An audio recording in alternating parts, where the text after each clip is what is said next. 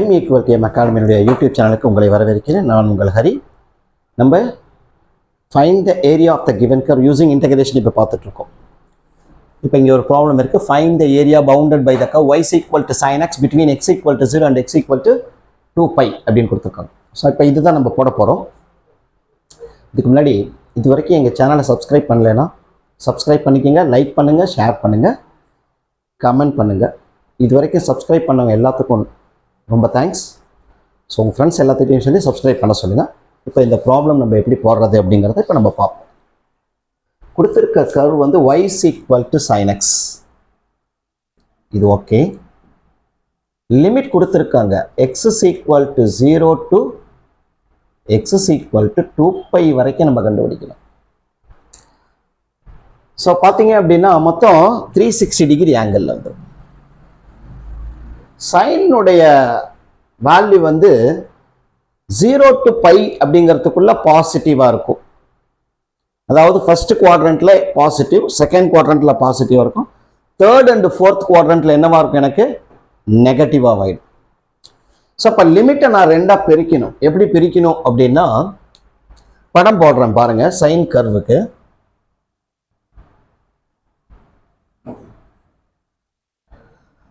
x-axis. So 0, π, 2π இப்படி கிடைக்கும்.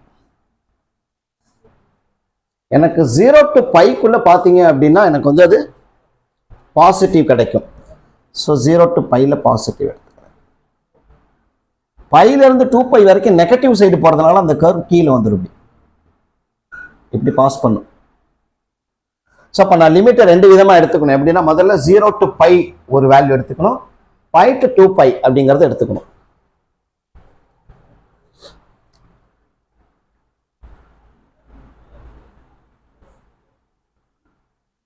Areas equal to area 1 + area 2. ஏன் ஏரியா 1 + ஏரியா 2னா இங்கே ரெண்டு ஏரியானா பாசிட்டிவ் சைடுக்கு ஒன்று, இந்த படம் கீழே வந்திருக்கப்ப நெகட்டிவா எடுத்துக்கணும் ஃபங்க்ஷனை.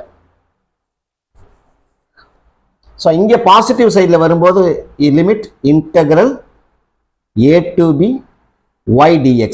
இது பாசிட்டிவ் சைடில் வருது. இது ஏரியா 1.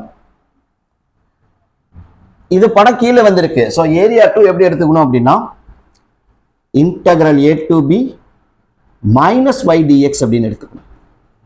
ஃபங்க்ஷனை அப்படியே நெகட்டிவா எடுத்துக்கணும். கர்வ் கீழே வர்றதுனால -y அப்படின்னு எடுத்துக்கணும். ஸோ இன்டெக்ரல் லிமிட் வந்து 0 to π. ஃபர்ஸ்ட் ஒன்னுக்கு லிமிட் பார்த்தீங்கன்னா 0 to π sin x dx plus integral second ஏரியாக்கு லிமிட் பார்த்தீங்க அப்படின்னா π to 2π.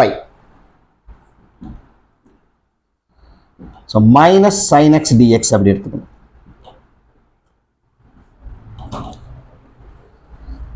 இப்போ இதை இன்டகிரேட் பண்ணுங்க. sin x உடைய integration -cos x. Limit 0 to π. அதே மாதிரி இங்கேயும் sin x-க்கு -cos x, பட் ஆல்ரெடி நமக்கு மைனஸ் இருக்கறனால +cos x வந்துடும். Limit π to 2π. இப்போ லிமிட் அப்ளை பண்ணணும். நம்ம முதல்ல மைனஸ் போட்டாச்சு. Upper limit value cos π minus cos 0 plus cos 2π